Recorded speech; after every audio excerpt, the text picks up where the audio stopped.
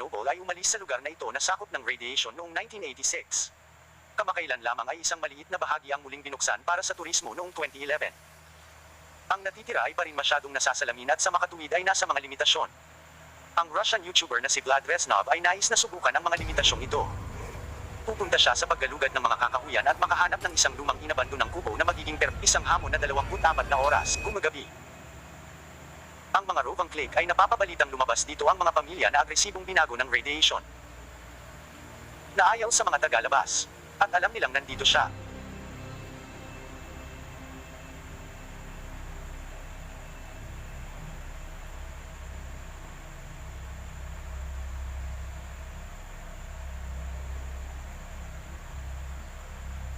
Hindi sila makakapasok sa loob sapagkat itinali niya ang doorknob sa bedpost kaya't nag-ikot sila. Ang labas.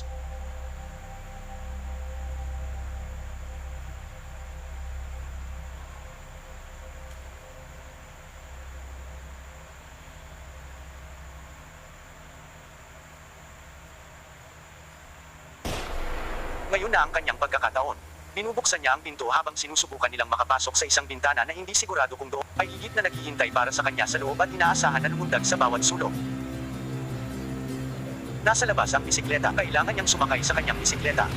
Ginagawa niya ito palabas noon ngunit mayroong isang pangkalahatang kawalan ng pagkaapurahan sa video na ito na gumagawa sa aking silbi na ito ay maaaring peke. Hindi namin kailanman nakikita ang mutant na pamilya na ito kaya maaaring ito ay isa sa kanang pintuan. Marahil ay natagpuan nila ang isang inabandonang bahay at naisip na ito ay magiging isang magandang lugar para sa isang nakakagulit hulaan ko na hindi namin malalaman sigurado. Ang South Korean ghost hunter na si Yang Mahi ay nagsisiyasat sa isang matandang inabandonang bahay na pinagmumultuhan para sa katibayan ng paranormal. Ang nahuli niya sa tape ay para sa debate kaya't gawin natin ito. Sabihin mo sa akin kung nakakarinig ka ng isang yapap pagkatapos niyang matapos ang kanyang pangungusap.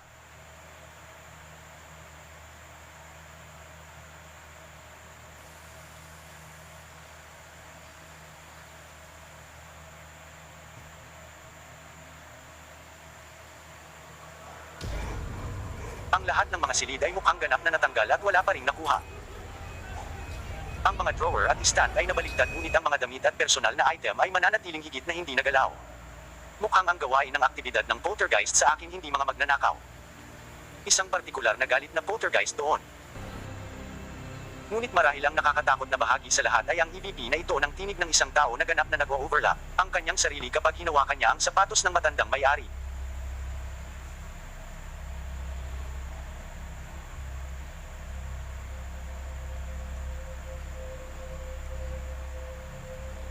Hindi yun tunog tulad ng isang pag-aayos ng bahay o anumang katulad. Tiyak na tinig ito ng masiglang boses ng isang taong kasama natin sa espiritu lamang.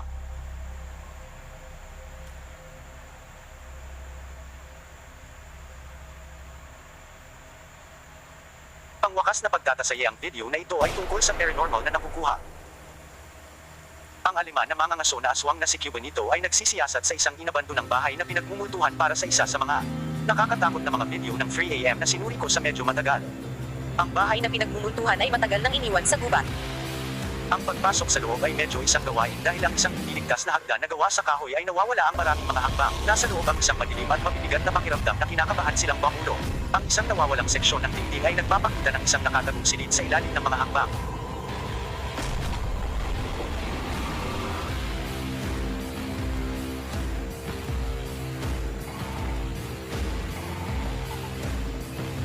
Naririnig nila ang isang malakas na ingay at tumakbo sa labas. Ngunit hindi sila napunta dito upang matakot sa mga unang minuto upang magpatuloy sila.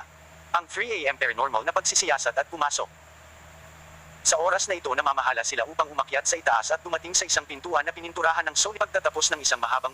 Ang mga ito ay lampas sa freak out ngunit walang nais na umalis sa gayon laban sa kanilang mas mahusay na pag-uhus. Binubuksan nila ang pinto. Sa maliit na silid tulugan na ito nakita nila ang isang babalang nakasulat sa aparador. Pakiramdam ko ito ay isang babala tungkol sa isang multo ngunit ang pagsasali ng Google ay napakalayo. Hindi ko na rin maaabala ang sabihin sa iyo kung ano ang sinasabi nito. Kung ang alinman sa aking mga subscriber ng Aleman ay maaaring sabihin sa akin kung ano ang ibig sabihin nito ay ang pangalawang salita ay tiyak na mukhang kuminto. Sinimulan nilang imukin ang pinto na bukas ngunit hindi may hatid. Marahil ito ay para sa pinakamahusay. Sino ang nakakaalam kung ano ang mayroon doon?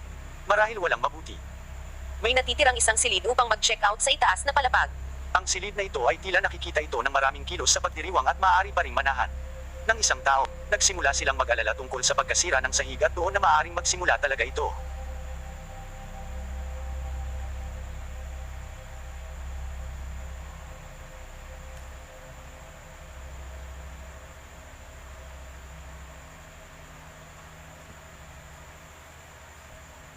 Ang isang maingay na ingay ay nagpapadala sa kanila ng lahat ng tumatakbo sa labas ng bahay bago maging ang kanilang hamon sa 3 AM. Isang 3 AM na pagliligtas. Mayroon akong hamon para sa iyo mula nang magawa mo ito hanggang ngayon. Bakit hindi mo gusto ang video na ito?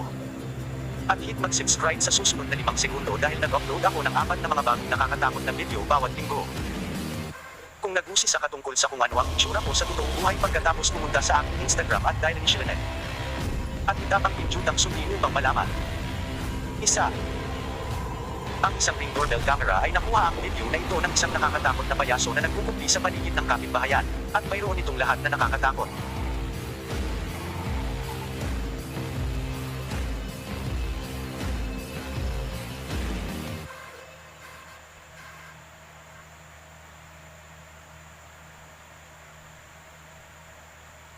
Ang isang kabuuang estranghero ay nakatayo na ang ulo ay nakatungo sa isang matinding anggulo na sinusuri ang doorbell. Camera bago sila gulatin ng isang ingay at dahan-dahan silang umatras tulad ng gagawin nila. Merong problema. Kinuha ito 4 na araw bago ang Halloween kaya marahil isang tao ang sobrang. Nasa sabik at nais lamang kilabutan ang mga tao ng maaga sa taong ito. Wala pa ring mga kaibigan ang kasama nila habang nagtatago sila sa paligid ng pag-aari ng mga tao na hindi inanyayahan at kinikilala sila ng isa sa kapitbahayan kaya sino ang nakakaalam kung ano ang kanilang kalagayan. Pansinin din kung paano hindi sila babalik sa sidewalk. Dumaan sila sa bakuran tulad ng pagtingin nila sa susunod na bahay o subukan ang isang window. Maaring 4 na araw bago ang Halloween ngunit marahil ay ginagamit nila ito bilang isang takip sa kaso, mga bahay sa malapit na hinaharap.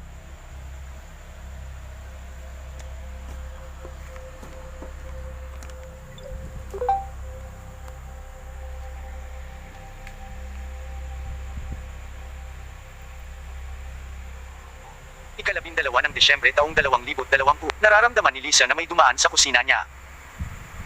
Siya ay absent-mindedly makinis sa kanyang buhok at hindi nag-iisip tungkol sa kung paano kakaiba ito hanggang sa paglaon. Ipinapakita ng security camera ang isang mahabang hibla ng kanyang buhok na gumagalaw ng mag-isa at lumilipad ang ilang mga ilaw. Sa itaas, ang kisame fan ay hindi nakabukas at hindi rin itsura ng fan. Mukhang may umagaw nito at bitawan. Sinabi niya at iniisip na ito ay isang aswang dahil pakiramdam nito ang isang tao ay naruroon. Alam ni Lisa kung sino ito ang taong anino na nahuli niya sa kamera ng 2 linggo bago. Ika-29 ng Nobyembre, patuloy siyang nakakakuha ng mga babala sa pagtuklas ng paggalaw sa kanyang Ang video ay mukhang isang tao sa labas ng kanyang bahay maliban kung sinabi niya na walang nahuli. Sa labas ng mga kamera. Karaniwan sasabihin kung oo tama sa kwentong ito maliban sa itsura kung paano lumalabas ang anino. Nakataas lang ito at lumutang. Hindi yun normal sa kanila o sa akin. Ika-8 ng Enero taong 2021, ang figure ng anino ay lumilipat sa garahe. Hindi ito anino ng isang tao mula sa labas. 4 na segundo ay kapag nakikita mo ang shadow figure na ito ay may 2 matbilugan ko sila. Ano sa tingin mo? Ang alam ko lang ay hindi yun ang nais kong makita sa aking telepono pagkatapos ng isang alerto sa paggalaw. Pagsapit ng ika-17 ng Enero ng sumunod na taon ng taong anino ay umusad sa mga nakakaisip na mga bagay. Siguro yon ay gravity ngunit sa palagay nila ay mukhang isang multo ang lumipat dito. Gayunpaman iyon ang ilan sa mga nakakatakot na video sa kanilang channel hanggang ngayon. May nagsasabi sa akin ng mas kakaibang mga bagay na magaganap habang nagpapatuloy ang paranormal na Upang maipakita ang sarili nitong mas malalim sa loob ng tahanan na sa tingin ko ay malinaw na pinagmumultuhan. Ang isang paranormal investigator na nagngangalang Exist ay nais na makita kung ang mga multo ay umiiral sa isang inabandonang libing. Parlor sa South Korea. Sa hagdan na ito ay kung saan itinatala nila ang pinakamalakas na katibayan ng paranormal na aktibidad.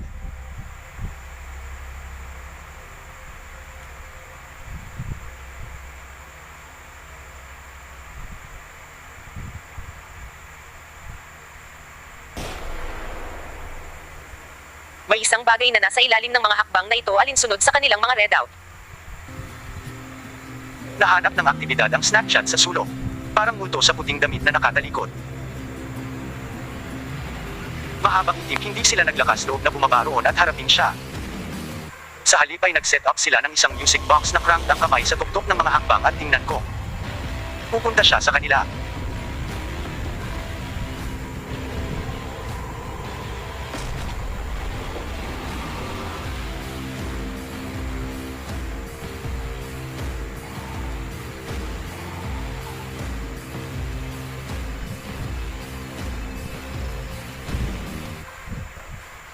Hindi ako sigurado kung talagang ginagawa ito ng isang multo o kung nakontrol nila. Kung ang isang tao ay may karagdagang impormasyon tungkol sa paranormal na kagamitan na ginagamit nila, ipaalam sa akin kung ang bahaging ito ay totoo o kung mayroon silang lihim na paraan upang makontrol ito. Napakaraming enerhiya ang pumapaligid sa kanila na ang music box ay hindi kailanman hakbang sa pag-play. Kailangan ay off ito na siyahan na ang eksperimentong ito ay isang tagumpay. Susunod na naitala niya ang kanyang filter sa Snapchat upang makita kung may mga mukha bang nahuli na umakyat sa hagdan. Sa halip ay nakakuha siya ng isang bagay na mas nakakatakot.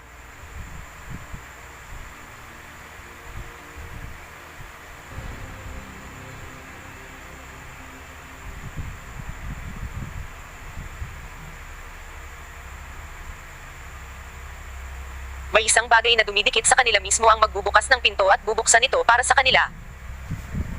Iginalang nila ang mga kagustuhan ng espiritu at magalang na umalis.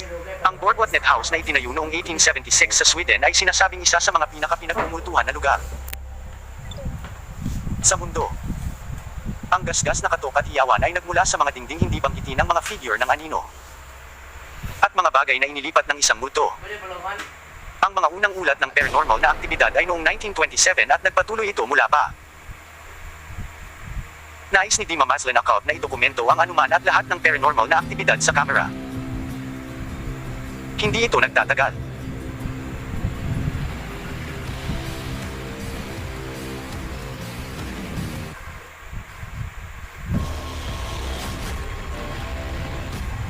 Ang bahay pa rin kapag may naririnig siyang kakaibang ingay. Ito ay parang isang EVP ng isang malayong pagsigaw. Bumangon siya at tumingin sa silid.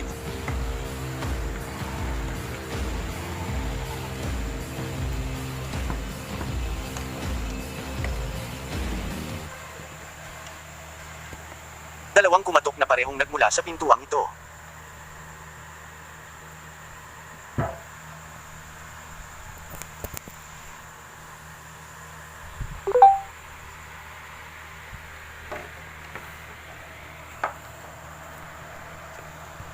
Nagtatakda siya ng laruan para mapaglaro ng multo na mayroon ding isang sensor ng paggalaw.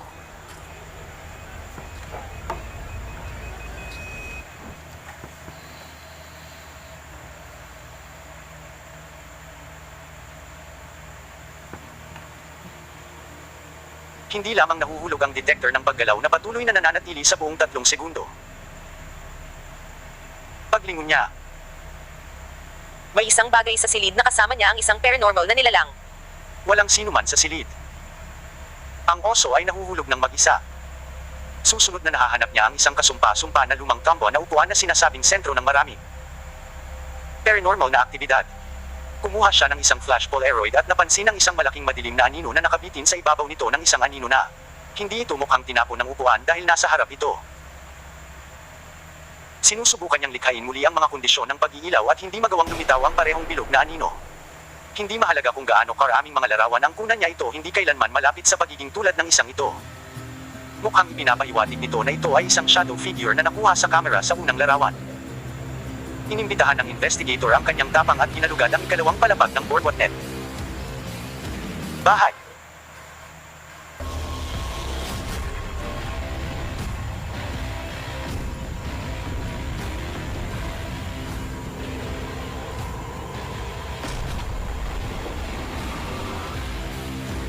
Habang pinapanood niya ang ilaw ng kisame na gumagalaw ng isang multo ay tinutulak siya. Panuuri ng lumabo ang kamera sa paglalakad nito.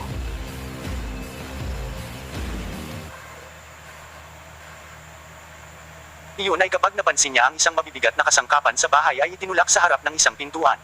May isang taong nagtatangkang pigilan ang isang bagay mula sa paglabas sa silid nito. Inililipat niya ang barikada at tumingin sa loob. Ito ay isang puwang ng atek na may isang maliit na mesa para sa isang maliit na makakain ng mag-isa. Walang laman ang puwang. Anumang sinusubukan nilang panatilihin sa loob ay naiwan na. Kaya't binanggit ng mga alamat ang mga taong anino na sumisigaw at kumakatok mula sa mga dingding at bagay na gumagalaw sa kanilang mga sarili.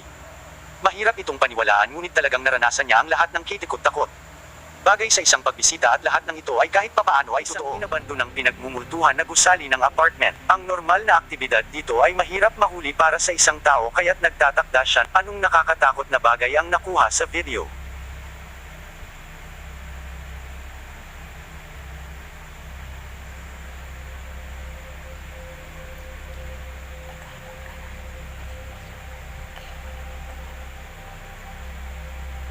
Habang nasa kanyang kotse ang isa sa kanyang kamera ay nakakakuha ng mga yabag sa isang silid na may isang kitikutak. Kung ang manika na ito ay nauugnay sa paranormal na aktibidad ay hindi alam, ngunit hindi ako magtataka kung may ugnayan sa pagitan ng dalawa dahil tingnan mo lang ang nakakatakot na bagay.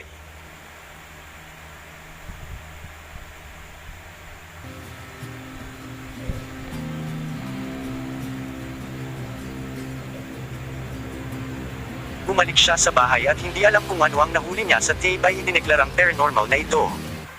Pagsisiyasat upang maging isang pagkabigo.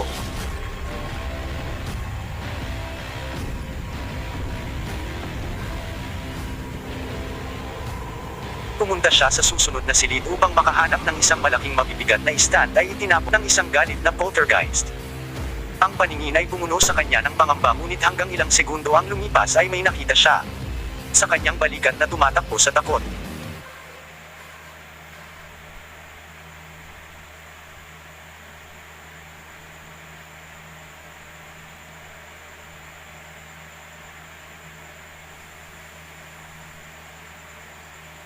Hindi ko masasabing may nakikita ako rito sa 18 minuto at baka hindi rin siya makita. Maaring naging masamang pakiramdam ang higit sa anupang nagpatakbo sa kanya. Ang alam ko ay sumasang-ayon ako na ang bahay na ito ay lampas sa kitikot-takot at dapat siyang umalis doon. Anumang bagay na magtapon ng isang stand ay madaling gawin ng pareho sa kanya. Ang Duffy ng Busan TV ay isang YouTuber mula sa Ambon, Indonesia na gumagawa ng mga aswang na video sa Pangangaso, lungsod ng Depot. Ang isa sa pinaka-nakakatakot na pinaka-pinagmumultuhan ng mga lugar na kailanman na-explore niya, ospital na nagsara pagkatapos ng maraming mga bagay na nagkamali.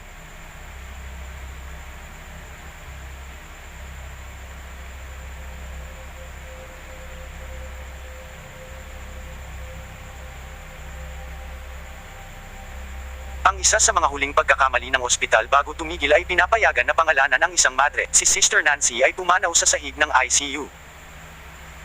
Ngayon ang kanyang galit na espiritu ay binabantayan ang pinagmumultuhan na lugar na ito at hindi sa isang mapagmahal na paraan.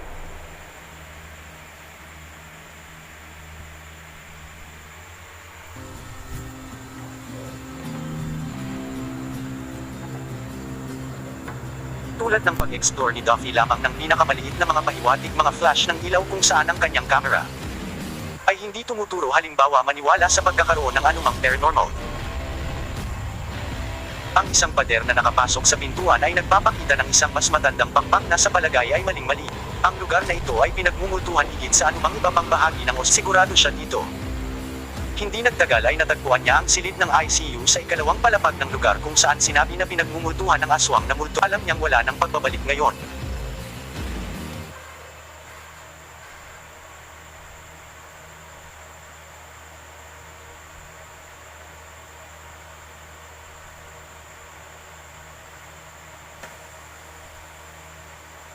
Iniwan niya ang ward ng ICU na lubos na hindi komportable ngunit walang kasabwat na paranormal na katibayan. At sa huling pagtingin niya sa paligid,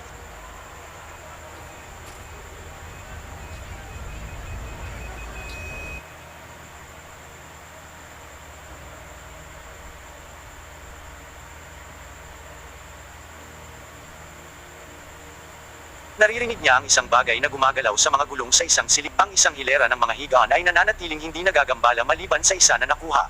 Hindi ko alam kung ito ba si Sister Nancy, ngunit hindi ako dumidikit upang malaman. Mahigit sa kalahating oras ang haba ng video na ito at nakukuha ko ang bawat impresyon na totoo. Ang inabando ng ospital na ito ay nag-iisa-isang ospital na bawat pinagmumultuhan. Sabi ng chismis. Nang si Alexandra ay nagpunta sa paggalugad ng isang inabando ng schoolhouse sa Ukraine na hindi niya inaasahan, upang maging viral.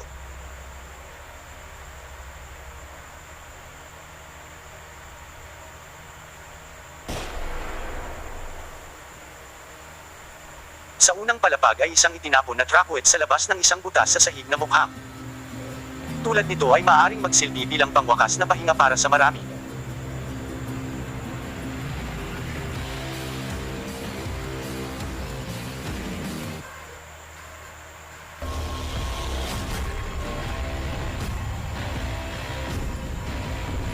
Natagpuan din ng dalawa ang isang berdeng bar aisles na puno ng isang hindi kilalang kemikal. Hindi nila mabasa ang kupas na label, ngunit marahil ang isang subscriber sa Russia ay higit na makakakaalam tungkol dito.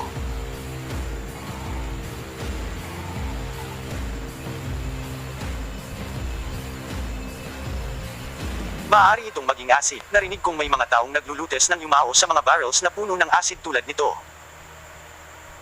Sa kabuuan mula sa isang berdeng bar aisles ay may mga bakas ng paa at sa tapat ng mga bakas ng paa ay ng mga tao.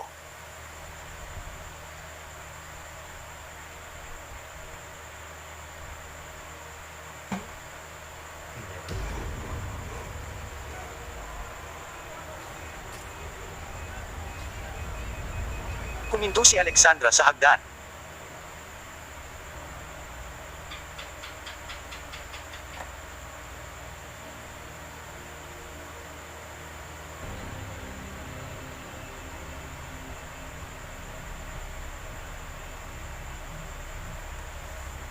Sa palagay ko ang video na ito ay isandaang totoo dahil ginagawa ni Alexandra ang bagay na ginagawa ng ilang tao kapag sila ay talagang natatakot kung saan pinag-uusapan nila ang kanilang sarili ng malakas upang maiwasang masira.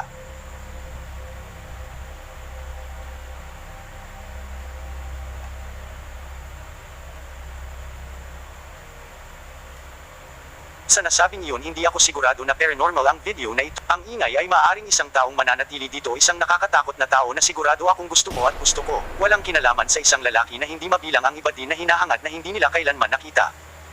Isang nakakatakot na video ni Annie Magic ang naging viral sa Russia dahil sa kung gaano kalaki ang mga bagay na kitikot-takot. Ay nasa loob nito na nagsisimula sa isang itim na plastic trash bag na natagpuan habang tuklas gabi na. Ang nasa loob ay nakalilito sa kanya tulad ng takot nito.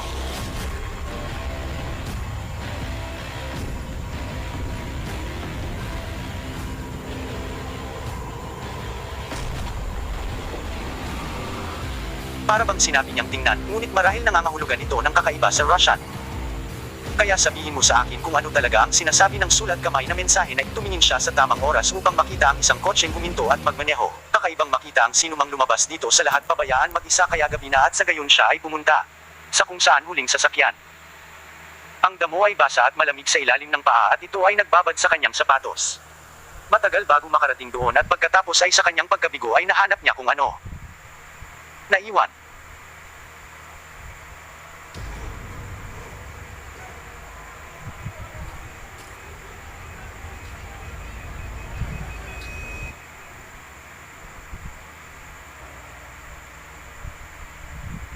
Ang isang kotse ay nagmamaneho ng mabagal na mga ilaw ng ilaw. Ang mga ilaw ay pumitig kapag nasa loob siya ng agwat. Tumatakbo siya para sa kanyang buhay at dapat na nakalayo na dahil nag-upload siya mula noon. Hindi ako sigurado kung ang video na ito ay na-script o hindi. Hindi pa siya nag-e-explore ng anumang inabando ng mga bahay sa loob ng maraming taon na nagpapang nakakatakot na karanasan.